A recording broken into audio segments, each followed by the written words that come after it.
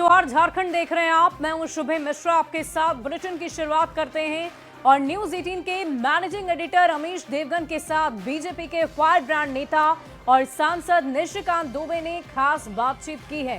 इस दौरान social media के साथ तमाम राजनीतिक मुद्दों को लेकर निशिकांत दुबे ने खोलकर बातचीत की और राहुल गांधी, अखिलेश यादव समेत विपक्ष के तमाम दिग्गज नेताओं को निशाने पर लिया है। आपको दिखाते हैं निशिकांत दुबे का एक्सक्लूसिव इंटरव्यू।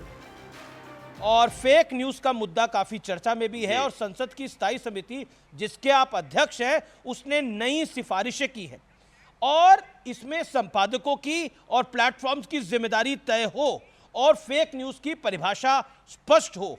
आपको क्या लगता है इससे बदलाव आएगा? क्योंकि विरोध के स्वर तो आएंगे ही आएंगे। कांग्रेस अभी से बहुत कुछ बोल रही है।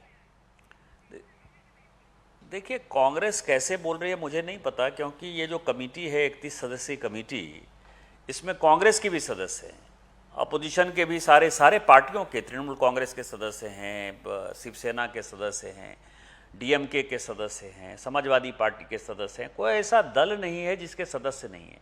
और सारे सदस्यों ने बिना किसी चर्चा के, मतलब आप समझिए कि यूनैनिमस ये उन्होंने कहा कि नहीं, ये होना चाहिए, लागू होना चाहिए, और ये कमेटी ने पास किया है। और इसमें एक चीज़ केवल समझने वाली बात है, कांग्रेस पता नहीं क्यों विरोध कर रही है।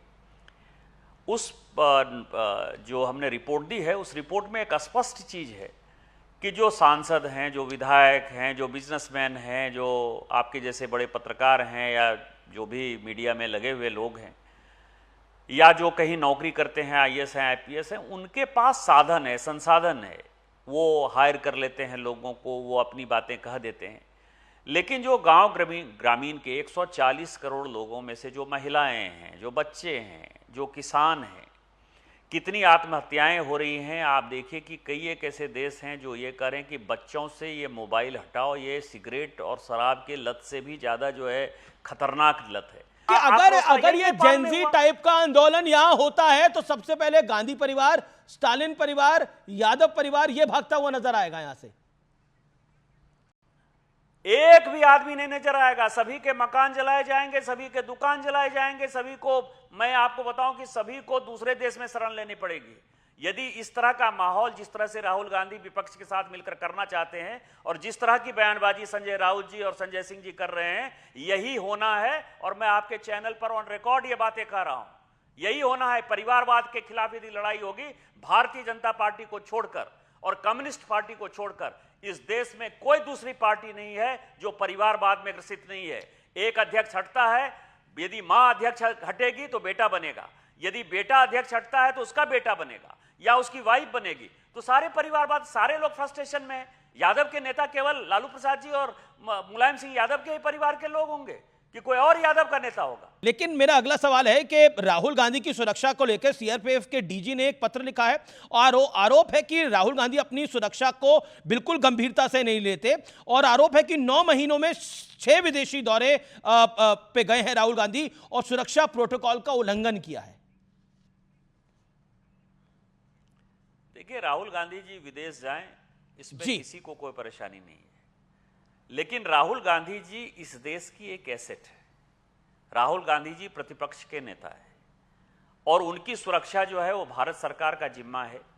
और उनके परिवार में इस तरह की हत्याएं हो चुकी हैं। इंदिरा जी को उनके घर में मार दिया, राजीव गांधी जी को तमिलनाडु में मार दिया गया। 2 इस प्रकार की हत्याएं हो चुकी हैं। और इसीलिए विदेशी ताकतें जो भारत को अस्थिर करना चाहती हैं, वो ताकतें भी लगी हुई। आपने देखा कि डोनाल्ड ट्रंप के कैंपेन में ट्रंप, अमेरिका जो अपने आप को बड़ा सुरक्षित मानता है, उनके ऊपर भी अटैक हुआ। और कल जो कुछ भी हुआ, वो उनके जो हार्डलाइनर थे, जो बड़े अच्छे ओरेटर थे, 31 साल 32 साल के लड़के को किस तरह से भाषण देते हुए जो है मार दिया। तो जब राहुल गांधी जी इस तरह से जाते हैं छुट्टियां मनाने के लिए और वो सुरक्षा के साथ खिलवाड़ करते हैं, ये देश के लिए बहुत ही दुर्भाग्यपूर्ण है। और मैं कांग्रेस पार्टी के सभी नेताओं से आग्रह करूंगा कि कम से कम देश के लिए राहुल गांधी जी की सुरक्षा बहुत आवश्यक है। बड़ा इंपॉर्टेंट पॉइंट आप कह रहे हैं, वो भारत सरकार के साथ कोऑपरेट करें। जी मैं कह रहा हूं कि भारत सरकार के साथ सुरक्षा का जो है वो अपना पूरा आइटिनरी जो है शेयर करें। कल को कोई बुरी घटना हो जाएगी तो देश जो है एक अच्छे नेता को खो देगा। क्योंकि राहुल गांधी जब तक हैं तब तक भारतीय जनता पार्टी बड़े मजे से जीतती है। भारतीय जनता पार्टी के लिए वो मजबूत आदमी है। इसीलिए मैं चाहता हूं कि वो सुरक्षित रहें, संरक्षित रहें, लेकिन वो भारत सरकार को अपनी सुरक्षा के बारे में बताते रहें। उनको जहां छुट्टी मनानी है, मौज मस्ती मनानी है, मनाते रहें, लेकिन सुरक्षा के साथ खिलवाड़ नहीं करें। और अगली खबर आपको धनबाद से बताएंगे, जहां बीसीसीएल एरिया 10 के क्षेत्रीय कार्यालय के मेन गेट पर नाराज लोगों ने ताला जड़ दिया और जबरदस्त हंगामा किया। सैकड़ों की संख्या में पहुंचे लोगों के विरोध की वजह से जीएम एपीएम के साथ कई बीसीसीएल कर्मचारी भी अंदर कैद हैं। लोगों के विरोध प्रदर्शन को पांचों ट्रेड यूनियन के नेता भी समर्थन दे रहे हैं। बुधवार की रात तेज बारिश से बचने के लिए लोधना में बीसीसीएल के जर्जर आवास में छिपे 3 बच्चे की मौत हो गई, जबकि 3 की हालत गंभीर है। आज पोस्टमार्टम के बाद तीनों शव को लेकर परिजन बीसीसीएल एरिया 10 के ऑफिस पहुंचे। शव देखते ही लोगों में कोहराम मच गया। इस दौरान विधि व्यवस्था कायम रखने के लिए सिंदरी थाना प्रभारी के साथ पुलिस बल मौके पर मौजूद रही। परिजन शव को ऑफिस के बाहर रखकर मुआवजे की मांग कर रहे हैं।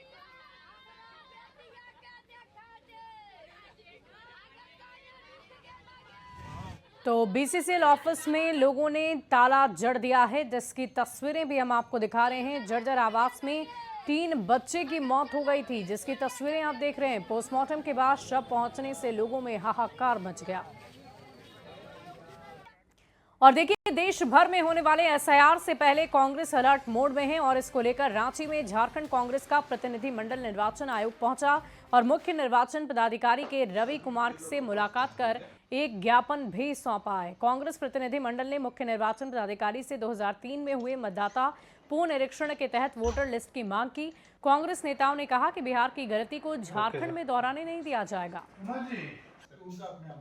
अगला जो इंटेंसिव रिवीजन हो या स्पेशल इंटेंसिव रिवीजन हो, वहाँ एसआईआर हुआ था बिहार में, यहाँ पर क्या होगा अभी पता नहीं, लेकिन एसआईआर हो या आईआर हो, इंटेंसिव रिवीजन हो, तो उनमें से कोई एक होना है। नेशन वाइड पूरे देश में होगा और मॉडल जो है वो लोग वही रेप्लिकेट करने वाले हैं जो बिहार में हुआ है।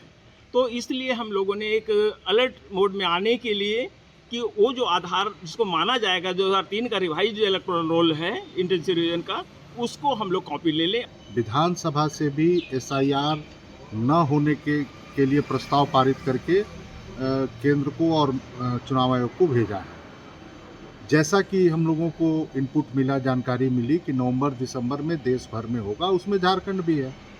तो हम जो विसंगतियां हैं, जो मतदाता सूची में नाम को कटना, नाम जुड़ना, ये एक सतत प्रक्रिया है, लेकिन जिन परिस्थितियों में जैसा हुआ है हम उससे इत्तेफाक नहीं रखते हैं, इसीलिए हम अलर्ट रहना चाहते हैं।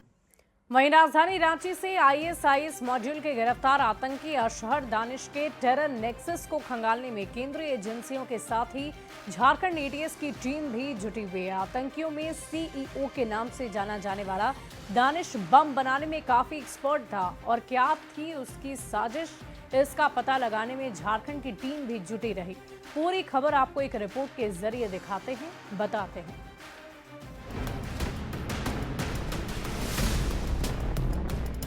झारखंड की राजधानी रांची से गिरफ्तार आतंकी अशहर दानिश पर लगातार हो रहे खुलासे से हर कोई सख्ते में है।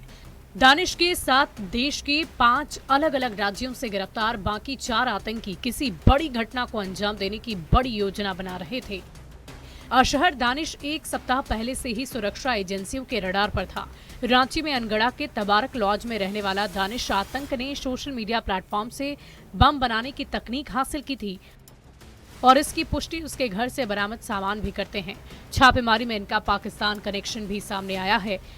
दानिश वो शख्स है जो इस पूरे नेक्सस का मास्टरमाइंड बताया जा रहा है और वो बम बनाने में पूरी तरह से महारत हासिल कर लिया था और ख़ास तौर से जो जानकारी है उसके अनुसार ये पूरी तरह से सीमा पार पाकिस्तान से ऑपरेट किया जा रहा था। वहीं से फंड भी भेजा गया था ताकि यहाँ पर खूनी जो आतंक की साजिश है उसे अंजाम तक पहुँचाया जा सके। अब तक की जांच में इसका खुलासा हुआ है कि आतंकियों के गिरोह का मास्टरमाइंड दानिश था। वह मॉड्यूल गजवा का लीडर था और उसका कोड नेम सीईओ था। आतंक के इस नेक्सस को खंगालने के लिए झारखंड एटीएस की टीम भी अपने स्तर से जुटी हुई है।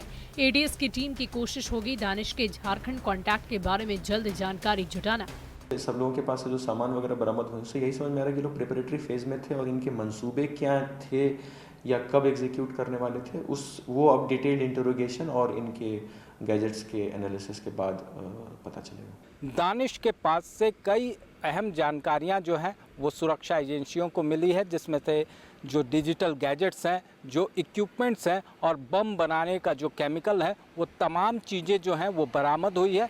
जो जानकारी है उसके अनुसार इस पूरे गिरोह में वो मास्टरमाइंड था और बम बनाने और इसके साथ ही बम को कहां प्लांट करना है इसकी साजिश भी उसके द्वारा रची जा रही थी। कैमरामैन प्रभाकर के साथ ओम प्रकाश, न्यूज़ 18 रांची।